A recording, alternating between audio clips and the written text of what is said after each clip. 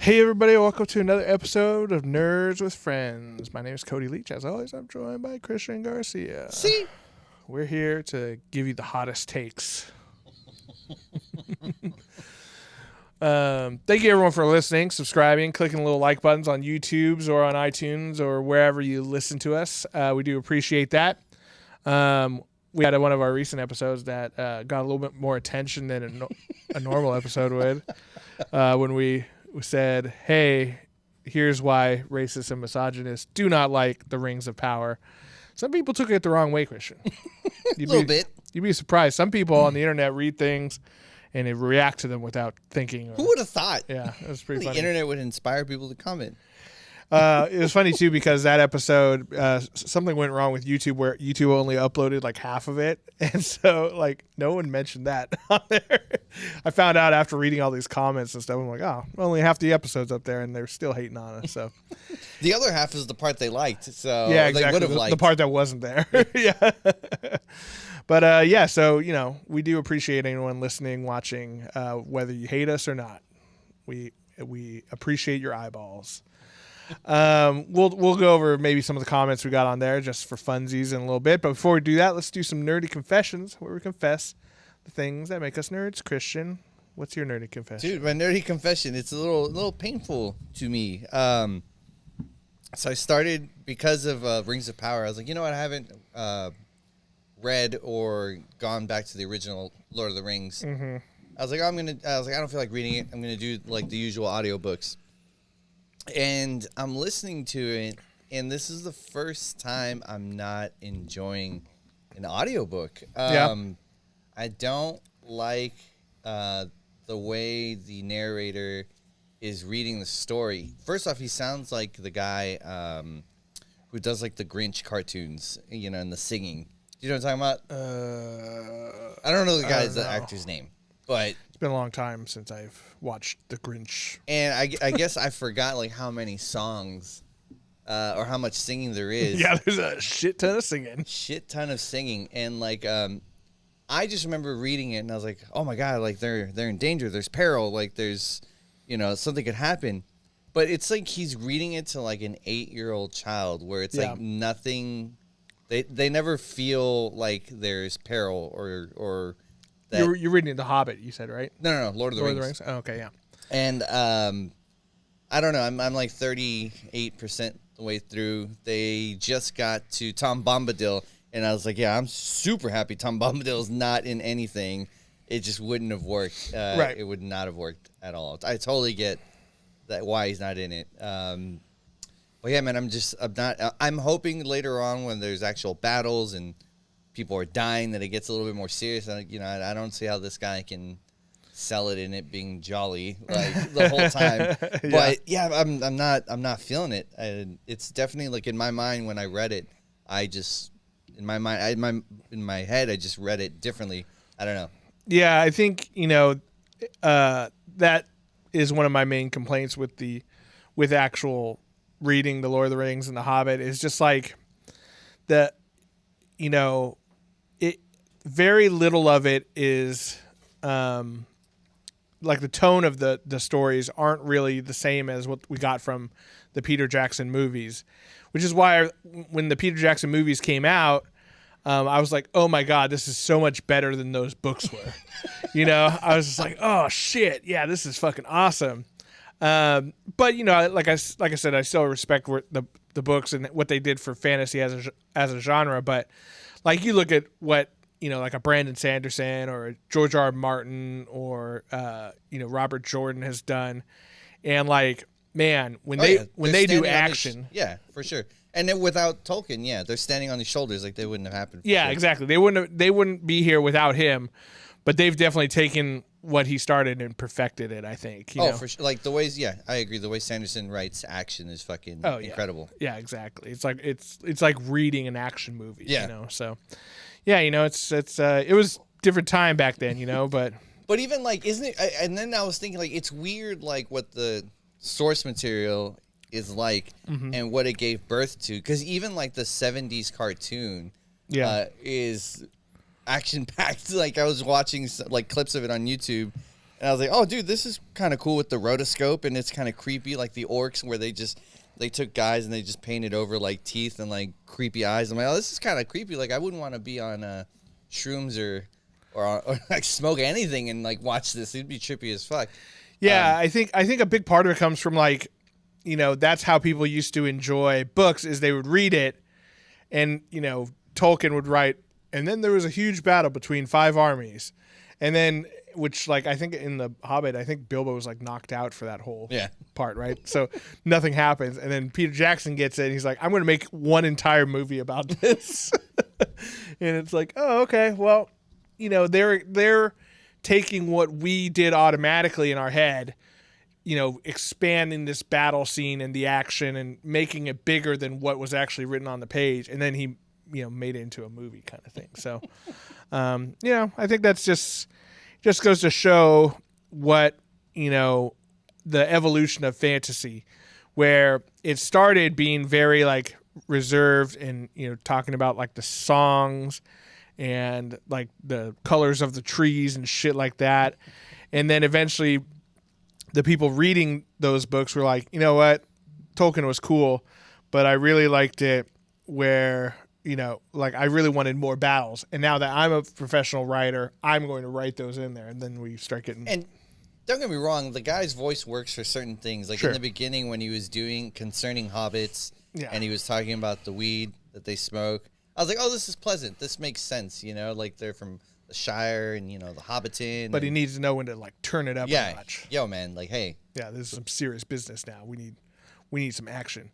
Well, you know, freaking Michael Kramer and Kate Redding are like have ruined audiobooks because if I listen to anything that's not by them, I'm just like, well, fuck this. Are those the narrators for Brandon? Yeah, they did all the Wheel of Time and all of Brandon Sanderson's books. So, and they're married to each other, which is kind of cool. Oh, that's cool. They're like an audiobook narrator duo. I bet you they get freaky. They're like, hey, talk to me like you're... Yeah, let's do it in the sound booth. Yeah, talk to me like you're Kaladin. yeah, fuck me like Kaladin. Anyway, hopefully it's not like that. Maybe it is. I don't know. Whatever. My nerdy confession. Let's see. I thought of it earlier today, and then now that we talked about, you know, audiobook readers fucking in a closet, I kind of got off of that. Here's my nerdy confession. It has to do with miniature painting. I took like maybe 2 months off of miniature painting because I was dealing with some like, you know, real world problems. And I've gotten back into it recently. I think I talked a little bit about how I started doing this, you know, painting this bust and stuff. But I started doing this painting challenge this week, which is kind of an interesting one. It's a challenge that was on this Discord group that I belong to, which is the Miniac Discord group, which is all from the Miniac YouTube channel. If you guys are interested in painting minis, he definitely has a cool channel with a lot of cool explanations and stuff. So as part of his like Patreon and stuff, he has this Discord where he does challenges for every quarter, and then people can talk about minis and give each other tips and tricks and stuff like that. And so the challenge for this quarter, which I only have like basically one week left to do it because I joined so late to this Discord group, is to paint 3 minis at 3 different time, or the exact same mini at 3 different time spans. So like you're supposed to paint one over the course of 10 hours. So that's like your hardcore, like maximum effort, maximum detail miniature. And then you do one at 1 hour, which is like, you know, what we would call like a speed paint type of thing. And then one at 10 minutes. Okay. And so you're supposed to see like, you know, what you can do quickly and what, you know, you need to spend the most time on, and how you kind of, you know, budget your time over the process of painting a mini. So I thought that was kind of a cool miniature challenge. So I bought 3 of the same minis, which are from the Song of Ice and Fire miniature game, which is kind of cool. So painting some Game of Thrones stuff. But also I realized that, you know, I'm about halfway through the 10-hour one, because you're supposed to do that one first. And I'm like, God, I'm really having to like focus on some super small stuff to make it 10 hours. Because I'm like, I could be done with this guy in like, I don't know, 3.5 hours and just be like perfectly happy with it. But I'm like, okay, well, I'm only at 2.5 hours and I've done most of what I wanted to do already. So I'm like, let me focus on this and let me make a shield really sick and let me make a sword really extra cool. So it does get you to focus on other things. So I thought that was a fun challenge that I'm working on right now. Cool. All right, let's read some hateful comments, Christian. So 2 episodes ago now, we put a episode out talking about kind of like the generally negative reviews that the Rings of Power are getting. And we put forth the idea that a lot of people, not all, but a lot of the people who dislike it because they're racist and or misogynist. And we cited specific examples. The nerd, what's Gary's saying? Nerdrotic? Nerdrotic? I think so. Nerdrotic YouTube channel, Critical Drinker YouTube channel, which like the Critical Drinker is an interesting one because I actually like some of his reviews of different shows because they're also humorous. But you can definitely tell he's not a big fan of diversity in film or women in film. So we were kind of referencing those kinds of people or those channels giving those reviews out. And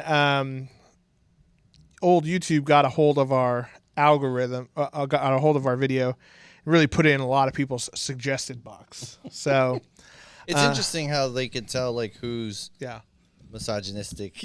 Like, hey, this is gonna be so this will blow your blood. Here you go. Fucking watch that. Okay, so I may have made the thumbnail include a picture of former President Trump because I thought that was funny, and I had him standing over a podium that said "Make Lord of the Rings great again." And obviously the point of a thumbnail is to get people's attention, right? That's what it's for. Obviously, I'm going to make some like clickbaity type deal. But we really did discuss that in the episode. Also, editor's note for that episode, half of it got lost because YouTube decided to only upload half of it. So that was pretty cool. It's like, this is only so much they can take. Yeah, they can only handle half an hour of it. But yeah, we got some interesting comments. You want to go read through a couple of them, Christian? So I'll read one and I'll let you read the longer one. Okay. It says, so the first one is by Vade. So it says, most of the haters, quote, seem to dislike Disa best and Galadriel worst. So I'm not even sure what that means. So it's not about not liking people of color. It's about the horrible writing. It's a double negative, sir. Yeah, exactly. So I basically responded to that one. We're talking mostly about people who were outraged before the show came out. Disa is awesome though, and Galadriel does kind of suck. Lol. Then let's see here. This one's the long one. I can read through this one. This is from Penumbran Wolf, which I think cool name, bro. All right, you want some actual reasons to dislike that show? Quotation mark. I watched your whole video, so I expect you to read all of this. Coming in hot. I like it. Yeah, I owe you something. I like the tenacity. Speaking as a person who watched the show, or at least the first 3 episodes, as is weeb custom before utterly losing interest.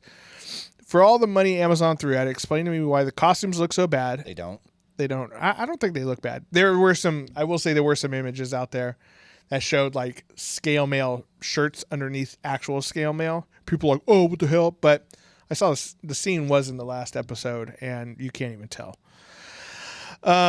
Explain to me why the writing is such garbage. If I'm being honest with you, if they had not slapped the Tolkien name on this, and if they hadn't been so disrespectful to the fans, as you have been, might I add, we were disrespecting fans apparently. Which part? And the works of a man with more passion and talent than they 100-fold. I think it's that they had. I probably would have watched the whole. He's angry, Cody. All right? Yeah, okay, it's fine. Mistakes happen. Okay, prepositions get dropped. Actually, it was a verb. They had watched the whole show and been more favorable to it. However, that is not the timeline we live in. We live in the clown one, the clown timeline. Oh, I didn't realize. Now that is out of the way, I'm a Tolkien fan. I have read The Hobbit, The Lord of the Rings, The Silmarillion, and the appendices that were the only thing they had the rights to make this show from. Which we said. Yep. Speaking to Galadriel, 3 sets of quotes on that one. 1 set of quotations was not enough. I actually like that. That was a good joke. Right on for that one. Henceforth called Maliel. She is not the woman of the books or the Jackson films by any stretch. The Galadriel of the books was always more like Marjorie or Olenna Tyrell. She didn't wear armor or lead armies. You're correct in spotting that in the Jackson film during her test, she was adorned in a breastplate, but you fail to understand why. That was a glimpse of not who she was, but of what she could become, as described by her own admission. A dark queen, beautiful as dawn, treacherous as the sea, blah, blah, blah, blah. Yes. Maliel, on the other hand, this is Galadriel of the show, could have been an interesting character if they had made her original or used more appropriate canon character. So this is interesting because he wants her to be either more original or less original. More of the source material. Okay. So closer to the source material or more original. But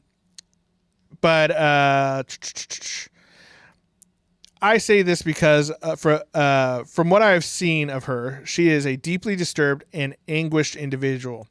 She strikes of deep psychological and emotional wounds, and upon first watch, I was reminded of the main character of Spec Ops, The Line. Don't know what that is. I assume it's a game, maybe. That would be high praise if I thought it in any way could have been intentional. Instead, she's just deeply unpleasant. Where is Galadriel's husband, Celeborn? Where's the man? Yeah. More importantly. The man she loves and marries, the man who pulled her from the dark mood after Noldor crossed over the Helcarax.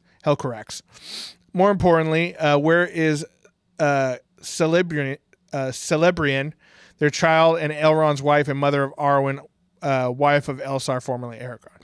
Okay, so this is also in the first 3 episodes that he's asking all of this. You know, generally in a story arc of some sort, you know, you don't start with everyone on all the characters, but that's fine. Finally, I have an unexpected thing to say. So far, everything you said. It's totally expected. If the showrunners really wanted to have the story about exclusively white, evil, oppressive colonizers being cruel, sadistic monsters at a population of black and brown people and have those people rebel and fight against them, they could have all within the canon, and I at least would have loved to see it. First off, no one said that. I don't think anyone said that, but, you know, whatever. They even have the time period right. You see, during the fall of Numenor, the Númenóreans, corrupted by the worship of Morgoth by Sauron, then known not as Bronwyn, but as Anatar, the Lord of Gifts, a ginger-haired elven man of untold beauty. He turned them evil after many years of honeyed lies and teaching their nobles dark magics. This includes the nobles of the city of Umbar in the northern Harad. Before the corruption, the Númenóreans were saviors, freeing the people of Harad and Sauron's monstrous rule. But as the darkness crept in, the Númenóreans became just as bad, if not worse, than Sauron, making demands of both tithes and sacrifices for their dark rituals. It wouldn't have even had to involve those silly elves and dwarves at all, because they never went that far south. They could have made a Tolkien version of RRR, that cool Indian movie. Have you seen that one? No. It's crazy. People could have liked it, but they didn't. They made an iconoclastic dog turd, and then nothing channels like yours. Speaking about us, Nerds with Friends, try and tell me I'm racist for having taste standards and a respect for source material, lore, and great world building. But that's the thing. That's the thing that kind of gets you. We didn't hold on, Christian. You should be ashamed of yourselves for even trying to suckle at the diseased ichor spewing teat of soulless megacorp that is responsible for giving voice to talentless idiots who continue to produce money-wasting dumpster fires instead of ruined properties, instead of trying to make one single good new thing, because they can neither do nor teach, and so they destroy. Know that I bear you no malice. I sincerely wish you both the best in your endeavors, and I hope your taste improves more for your sakes than for mine. Good day, sir. Good day, sir. You didn't add the sir. No, you didn't. I added that. That would have been good. My thing is, like, we didn't say We didn't say that if hardly you any of don't that like stuff. the show, then you're automatically racist. Right. All we said is all the racists and misogynists tend not to like the show. Correct. That was what the title said. But not that one equals the other. Yeah. But that's the way he took it. And also, like, I don't think anyone has said that Amazon set out to make this a show that villainizes white people. No. I haven't heard that argument even from the people who would make that argument, you know. But anyway, you know, he had a narrative. He had a narrative in his head, and we fit into that narrative. I do appreciate that he watched the whole our whole episode, and we repaid him by you reading the whole thing. I read the whole thing. I read it live. We owed him that. On this. We owed him that. I even responded to him in the thing where I'm like, "Hey, man, well-worded question. It's not what we were saying, but whatever." I was more succinct than that. And then he goes on and writes another 3 paragraphs, which I don't really want to read. And this one, he starts getting more vicious towards us. Yeah, I'll give you some highlights, I suppose. Because I was like, you know, that was not our intent. We were just saying that, you know, a lot of the channels who were saying this stuff before the show come out, and he's like, starts off, I don't mean to mince words. I didn't mistake your intent. Whether or not you actually believe that Tolkien fans, wrong use of the word whether, by the way. It should be WH. Anyway, the title of the video is Clickbait and Rage Bait. That's the name of the game on YouTube. It worked on me. I saw this in my suggestions and clicked on it for the exact reasons. Gotcha. You know. Here's this one. This is a good one. I mean this with the utmost sincerity. I don't want you to think of this as an insult, but as honest criticism. You are kind of bland, your opinions are pedestrian, and the use of clickbait with nothing to back it up is off-putting. All right, bro. Pretty cool. You know, pretty cool guy. That was Penumbran Wolf. Cool guy. It was a cool guy. Yeah. There's also one guy just said, Rings of Power sucks, by the way. I like that one. That was cool. Gotta say, there was a positive one. Sorry. Hey, nice for a geekdom channel that isn't automatically biased or racist just for likes. Like listening to you guys, and I appreciate you calling out the haters. Thumbs up. Thank you. Then another guy, Raymond Dowling, just wrote thumbs down, and I replied back, there's a button for that. Fucking idiot. Anyway, so, you know, that's what's fun. I think, you know, I think a lot of people, especially the guy who spent like obviously 10 minutes writing these YouTube comments, you know, I want to say that they think that they're really sticking it to us. You know, they're like, I'm hurt. I fucking got those guys. I'm pedestrian. But most of the time I'm just sitting in my bed giggling. I'm just like, he got so mad. And hey, you know, if you are out there, if you did listen, if you're ghost subscribing to us, Penumbran Wolf, thanks, man. Thanks for watching. Glad you watched that half episode. Didn't mention anything about how the episode cut off halfway through because of that upload error. He was too much in a rage. I'm not going to re-upload it. The fucking video's got almost 400 views. And we're in the eyeball business, baby. That's Hollywood. But yeah. What are your thoughts on getting those negative comments there, Christian? I mean, like, it's cool. Whatever. Like, I want to hear people's opinions. They don't have to agree with us, man. I'm okay if someone's not agreeing with me. It affects me zero throughout my day. And I mean, it's not like we don't take other people's opinions. That entire episode was about us giving our opinion about the show and what other people are thinking of it. It's fine. You know, like I've had discussions with people. I was like, hey, man, we don't see eye to eye, but that's cool, man. Like, I respect your opinion, and it's usually that usually makes people more mad. No, if you don't understand what I'm saying, you're stupid. I'm like, no, I 100% get what you're saying. I just don't agree. I don't agree. I understand how you got to that conclusion. I can see why you have that opinion, but it's just not mine, and I'm okay with it. And that seems to piss people off even more for whatever reason. Take this from a guy who enjoyed the movie The Man of Steel. And defends it constantly. You know, some people just, when they have someone against their opinion, they freak out a little bit. You know what I mean? I mean, you know, one of our very good friends, Seamus, he has some very strong opinions that we don't entirely but I love agree the guy. Yeah, but we still love the guy and still get along with him just fine. Temple of Doom. I love it. I didn't even know people fucking hated it, to be honest. A trash fire, that movie. That's okay. It's okay. We're still friends. But anyway, thank you guys for leaving comments. We do appreciate it. And glad we got your eyeballs, even if your eyeballs are filled with hate. And this just a friendly reminder, like and subscribe, get us on that. Yeah, we might say crazier things you might dislike. Oh, I'm going to like purposely think of episode titles to get people to hate us. For sure. It's because if you're hate watching us or love watching us, you're still watching us. And that's what YouTube wants. All right. We're going to take a quick little break. When we get back, we are going to talk about Andor, the newest Star Wars television show on Disney Plus, and what we think of it. So we'll be right back.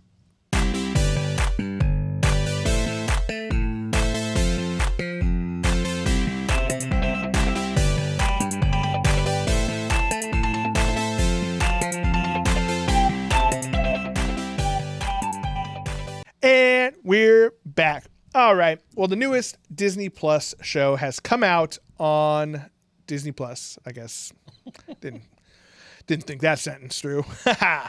Andor has come out, and in a very interesting move, they released the first 3 episodes all at once, and we wanted to give our thoughts of it. As per usual, when a new show comes out, we will give you our spoiler-free review and thoughts first. So if you haven't seen it, you can listen to that, think about what we think about it, and then we will go into spoilers, and we will give you a warning when we do so. So, Christian, what did you think of the spoiler-free first 3 episodes of Andor? They spent a lot of money on it. Sure. The CG looks great. The practical effects look great. I'm really enjoying. I guess spoiler-free. It's there's not the usual themes aren't in there, so I'm enjoying that aspect of the show. Like spoiler, it's a tiny spoiler. There's no Jedis and stuff like that, which is kind of cool. Right. There's no Force. It's interesting. I'm curious to where it's gonna go. Yeah, I think I will say this. It does look great. I think they're making full use of both. What do they call the thing? The screen that they use on Mandalorian. No, the volume stage, which is what they use for the Mandalorian, where it's like a wraparound OLED screen that changes. Didn't know that. Okay. Dude, watch some. Okay, I'll go off on a little nerdy tangent. So the volume stage, which was brought prominently to the world's attention for the Mandalorian, is essentially this stage that has a 260 degree wraparound OLED screen, which is tied into a computer that is working with Unreal Engine. So they program in the background. So as the person walks across the stage and the camera moves, the background adjusts to give them depth and stuff. So like all these scenes where like Mandalorian is in like a cave in Tatooine or whatever, he's not in a cave, he's on this thing, and the back is just a screen behind him, which is really, really interesting. And it's really changing how you can do bigger looking shows like this, where they look like they're on these alien planets, and they don't have to build an entire planet. They just cover the stage itself with some like dirt and rocks and stuff, and then they program everything in behind him, which is really, really cool. Nice. So if you get a chance, YouTube, Mandalorian behind the scenes stuff, and it's awesome. Anyway, back to Andor. Andor does look like they're using this a lot, especially in some of these like city scenes and things like that, which is cool. I think it looks amazing. I will say this. It's a good thing they released the first 3 episodes all at once, because if I had to wait 3 weeks and just watch those 3 episodes, I'd be bored as hell. I think so far the pacing is a little slow for the show. That would be my main complaint so far. I told Cody before we started, I fell asleep the first episode. Yeah. You're not the only one I've heard say I had to restart it, and then I watched it. I saw 1 and 2, and then I fell asleep both for the whole third. So I don't know what happened the 3rd episode. So yeah, so I think it's doing a lot of setup in these first 3 episodes. But I will say the 3rd episode, once it's done, I think now the show can really start. So I think, the first episode that we actually have to wait for to come out, I think will be worth it once stuff starts happening, because I think it's an interesting idea focusing on like this one man's introduction into the rebellion, which is not a spoiler if you watched Rogue One, you kind of know what this guy's about. And I will say, what's his name? Is it Stellan Skarsgard, the father of all the Skarsgård? The scientist from Thor. Yeah, exactly. He's amazing. Yep. And once he comes on, I'm like, oh shit, things are starting to heat up a little bit. I will say there's a little like back and forth bouncing between Andor's childhood and his present day. And I'm kind of interested to see where that leads. And I will say there's a cute new droid that talks, and he seems like reminds me a lot of what is his name, Marvin from Hitchhiker's Guide. Oh yeah, where he's like super depressed all the time. Kind of reminds me of him. But yeah, I think it's worth a shot. Watch the first 3 episodes, and I think you'll kind of see what I mean. The pacing's a little slow, but I'm hoping it gets better. It is supposed to be 12 episodes, I think, compared to the normal like 6 or 8 or whatever they do. So hopefully the rest of it we'll see progressively pick up more and more and more. Fair? Yeah. I do love B. B's hilarious. Yeah. So you think people should give it a shot? Yeah. Yeah, 100%. All right. Well, let's talk some spoilers. These will be light spoilers for the first 3 episodes of Andor. I think Cody will catch me up on the last episode before I gotta rewatch I mean, it. honestly, they're all kind of melding together. So hopefully I remember what happens in the last one. But so it kind of starts off. We see Cassian Andor, is the name of the character. He's in a whorehouse. Yeah, I was like, okay, Disney Plus. We don't really see any whoring going on, but you know. If you were there, you could smell it. And he basically is trying to meet with some contact or whatever, and then these 2 security guys kind of follow him out of the bar and try to shake him down, and so he kills him. Which I don't understand.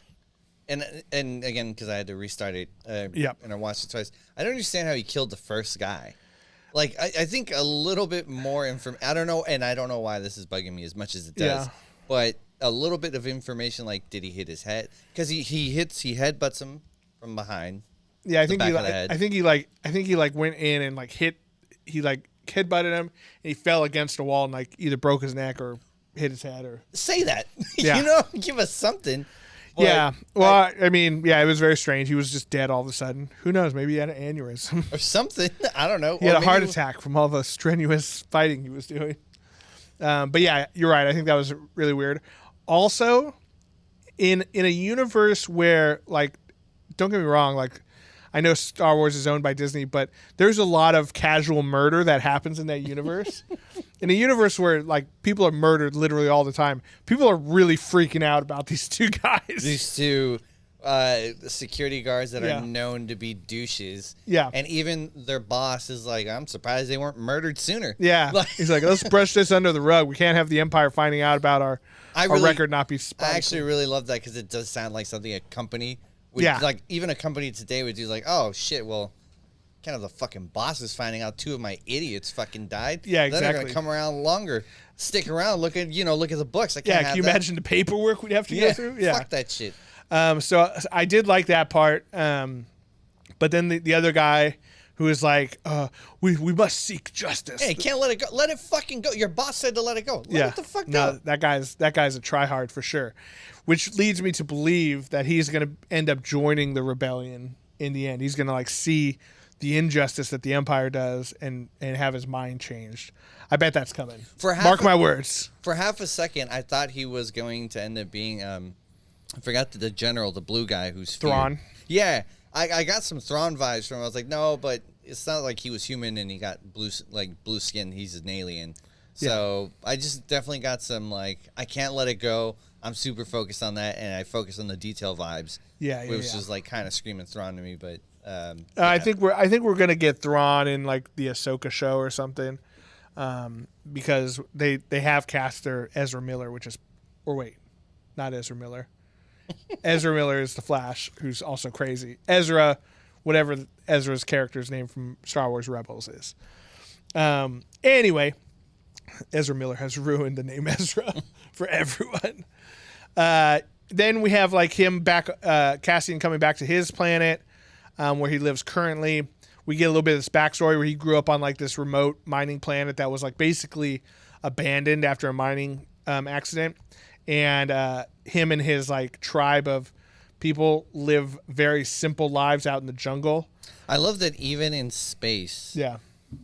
the Mexican dude lived in the jungle. Yeah, he did. He was backwards. Yeah. He was a savage. Yeah, doesn't know any. He used blow dart guns Yeah. instead of laser guns, which does, like, I mean, it seems very strange. Like, how long ago was this mining planet abandoned, where these people forgot about technology, forgot about speaking, whatever the common language in the Star Wars universe is supposed to be, and like now they use blow darts and stuff. They're like. They seem backwards as fuck. Yeah. But it's like, how long ago were they abandoned on this planet? Clearly a long time. Anyway, and so they have this ship crash, and a bunch of children go to investigate it. Again, everyone just left their kids on this planet. Pretty sweet. And then some other, like, I don't know, what you call them, like bounty hunters, treasure hunters or whatever, go to like salvagers, come to scrap some of the parts out of the ship. They find young Cassian Andor, and they're like, well, the fucking Republic is coming right now. If they see him and all these dead soldiers, they're going to kill him for sure or whatever. So they take him. Just straight up planet. Angelina Jolie, this kid. Yeah, they just take him out of his backward planet. Take him. And raise him as a fine young white boy. And I love how even her partner was saying, like, there's other kids out there.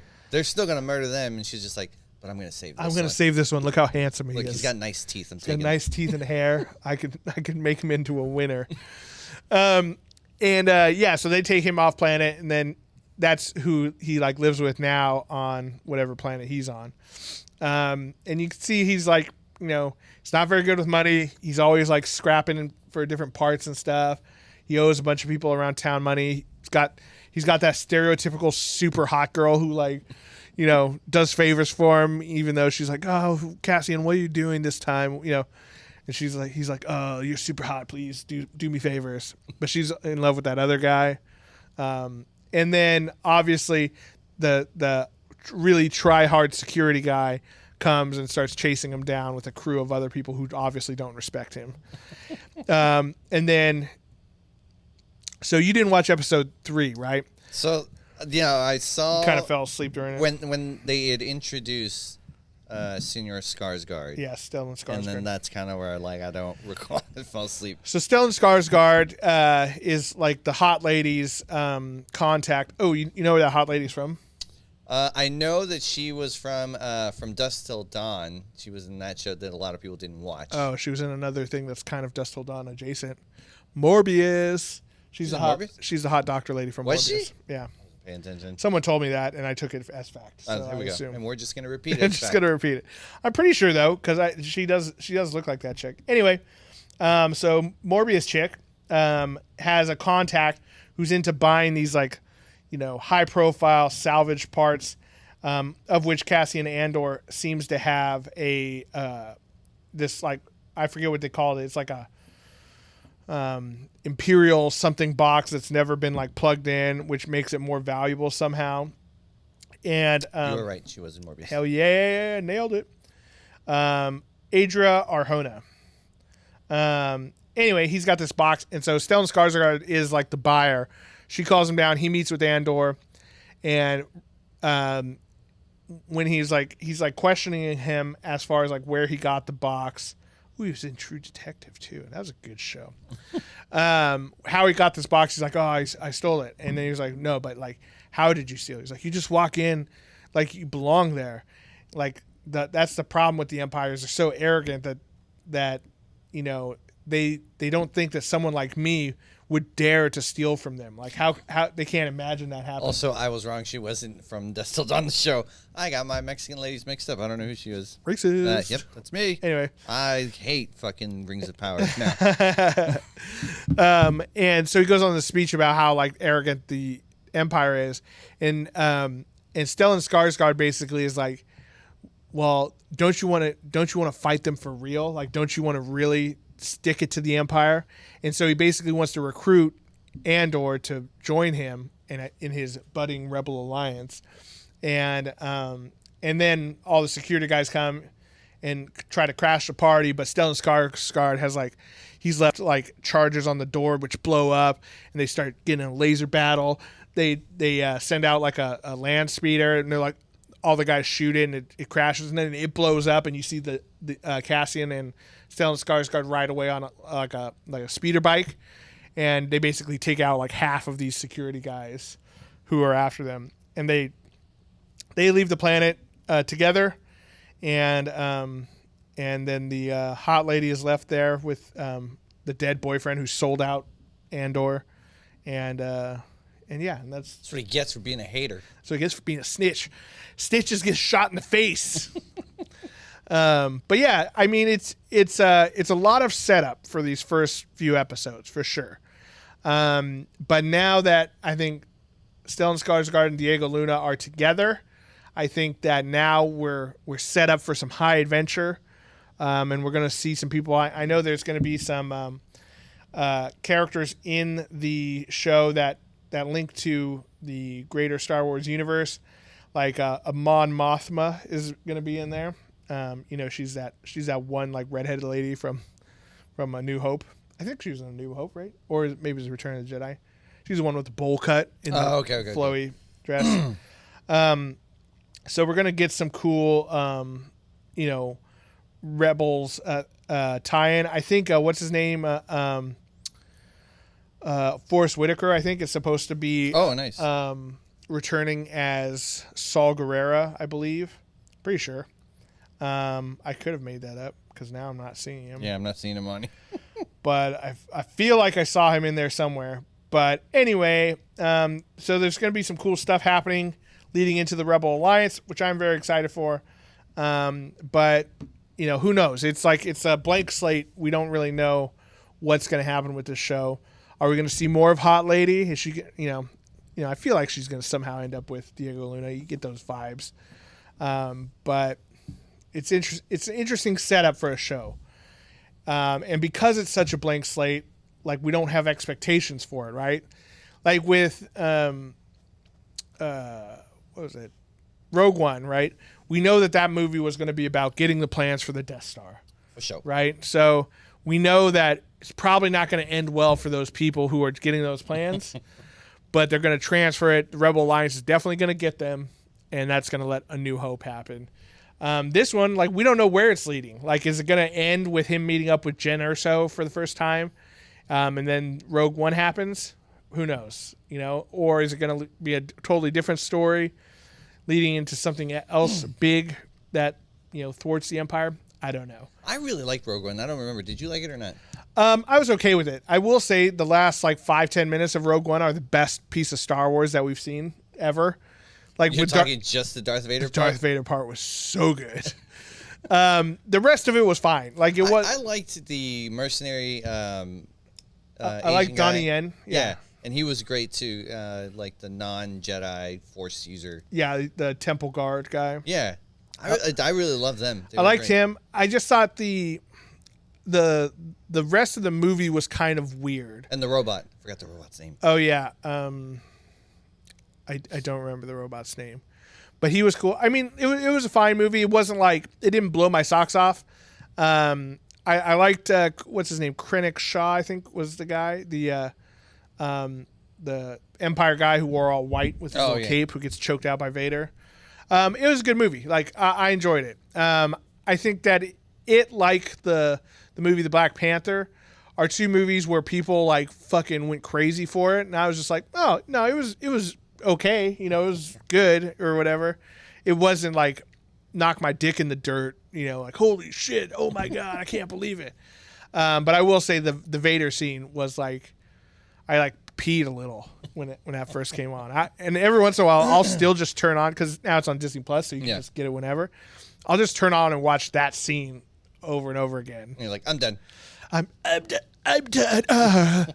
Yeah. To me that was it's an important scene in the Star Wars canon, because Darth Vader, for the original series, we're led to believe that he's this terrifying guy that people are afraid of. People are like, oh my God, Vader's here. Oh no, but we never see why people are afraid of him because most of the time he's lurching around like a Frankenstein, just being really slow and being like, "Mah," and then he chokes the one guy. You're like, okay, well, I guess that's kind of cool. Just don't get choked by that guy, So there's a lot of it is reputation, and what Rogue One did is it finally showed us where that reputation came from. For sure. And then Obi-Wan Kenobi show has furthered that. So I think that's a very important movie in the Star Wars canon.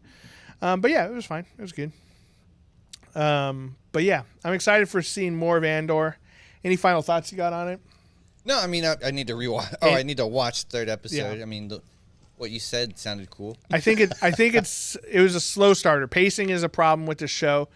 Just because you have more episodes doesn't mean you just need to make episodes that are boring, So I think they could pick that up a little bit to keep it interesting, to make it so people don't fall asleep in it. But overall, I think the production quality is good. The writing seems good so far. I'm excited to see where it goes next. Hope you guys are too. Let us know down in the comments, what did you think of the first 3 episodes of Andor? Is this going to be the next Mandalorian? I doubt it, but No, maybe some people think it is. Who knows?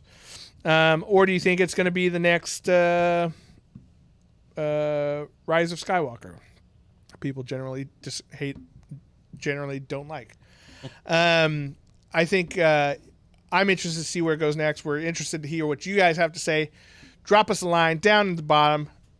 Tell us what you think of our show. Even if you're mean, we like reading those comments too. Any comments are good comments. Yeah, or Prenemium Wolf or whatever the fuck his name is. Penumbran Wolf. Penumbran. Perineum Wolf. Yeah. That'd be pretty good. It's a Taint Wolf. Yeah, Taint Wolf. It's Whatever. a Taint Wolf.